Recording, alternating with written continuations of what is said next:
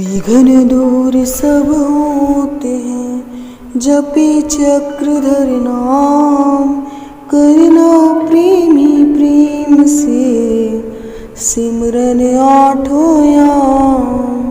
नाम करे सहायता, और न कोई मीत। प्रेमी तज सब आस को, करो प्रभु संग प्रेम। करो प्रभु संग प्रेम। सर्वज्ञ श्री चक्रधर स्वामी की जय। पिछले दोनों भागों में हमने जाना दृष्टांत, स्वरूप एवं अभिप्राय, और आज हम जानेंगे विभिन्न दार्शनिकों की दृष्टि में दृष्टांत। दृष्टांत शब्द की व्युत्पत्ति को लेकर प्राचीन एवं तत्ववेताओं ने अपनी पृथक पृथक धारणाएं प्रस्तुत की हैं। प्रसिद्ध कोशाकार और संस्कृत विद्वान डॉक्टर श्याम बहादुर वर्मा ने दृष्टांत शब्द को पुल्लिंग माना है। दृष्टांत शब्द दृश्य दर्शनी धातु को कत प्रत्यय लगाने से निष्पन्न होता है। कत प्रत्ययांत मुख्यात भूतकालिक प्रदंत होता है। दृष्टांत शब्द की व्याख्या करते हुए डॉक्टर श्याम बहादुर कहते हैं कि प्रस्तुत विषय को समझने के लिए कही जाने वाली उसी तात्पर्य वाली कोई पुरानी या वास्तविक घटना, कथा या मिसाल को दृष्टांत कहते हैं।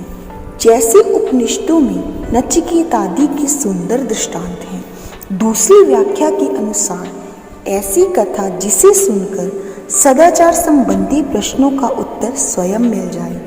जैसे स्वामी राम तीर्थ की भाषणों में दृष्टांतों की रोचक सामग्री मिलती है।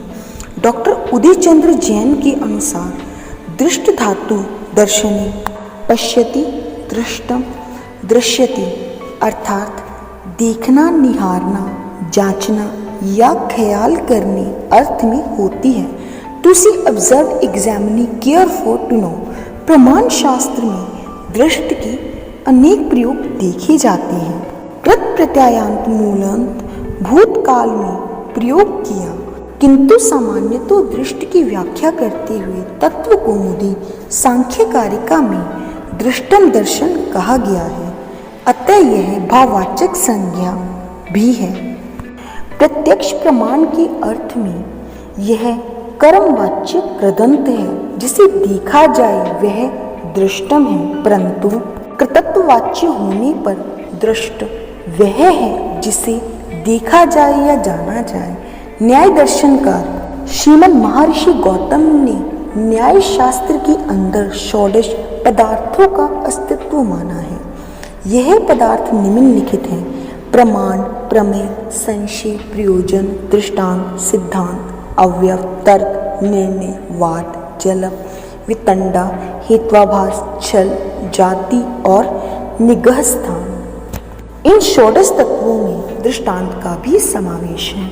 महर्षि गौतम दृष्टांत की व्याख्या कुछ इस प्रकार करते हैं: लौकिक परीक्षकाणां यस्मिन्नर्थे बुद्धि साम्यम स दृष्टांता, अर्थात लौकिक शास्त्र से अनभिज्ञ और परीक्षक जो प्रमाण द्वारा पदार्थ की परीक्षा कर सकते हैं, इन दोनों के ज्ञान की समता जिसमें हो उसे दृष्टांत कहते हैं। तात्पर्य यह है कि जिस पदार्थ को लौकिक जैसा समझे उसी प्रकार से परीक्षक भी जाने, उसका नाम दृष्टांत है। दृष्टांत के विरोध से प्रतिवादी निषेध योग्य होते हैं और उसके समाधान से अपने पक्ष की समर्थन योग्य होते हैं। अवयवों में उदाहरण के लिए इसकी कल्पना होती है। वत्स्यायन ने न्याय सूत्र में बताया है कि दृष्टांत के अंशित होकर अनुमान और अगम प्रवृत्त होते हैं, अर्थात दृष्टांत के होने पर ही अनुमान और आगम हो सकते हैं, अन्यथा नहीं। अतः अर्थ परीक्षण रूप न्याय की प्रवृत्ति दृष्टांत के अधीन रहती है। आस्तिक का दृष्टांत स्वीकार करते ही नास्तिक नास्तिकता छोड़ देता है, और यदि दृष्टांत नहीं स्वीकार करता है तो वह साधनहीन हो जाने से सिद्धांति का निषेध नहीं कर सकता। जयंत भट्ट ने सूत्र 1125 की लौकिक और परीक्षक शब्दों से वादी और प्रतिवादी का अर्थ लिया है। लौकिक से मूर्ख लेने पर शास्त्रीय तत्व निर्णय के प्रसंग में संगति नहीं बनती। अतः भाव रूप या अभाव रूप जिस पदार्थ में वादी और प्रतिवादी की बुद्धि तुल्य होती है ही दृष्टांत है। यह साधर्म्य दृष्टांत या अन्वय दृष्टांत और वैधर्म्य दृष्टांत या व्यतिरेक दृष्टांत भेदों में से दो प्रकार का होता है, जिसे सूत्रकार ने उदाहरण विवेचन के संदर्भ में स्पष्ट किया है। उदाहरणार्थ कृतक होने से शब्द अनित्य है, जैसे घट। यहाँ घट साधर्म्य दृष्टांत है। जो अनित्य नहीं होता वह कृतक भी नहीं होता।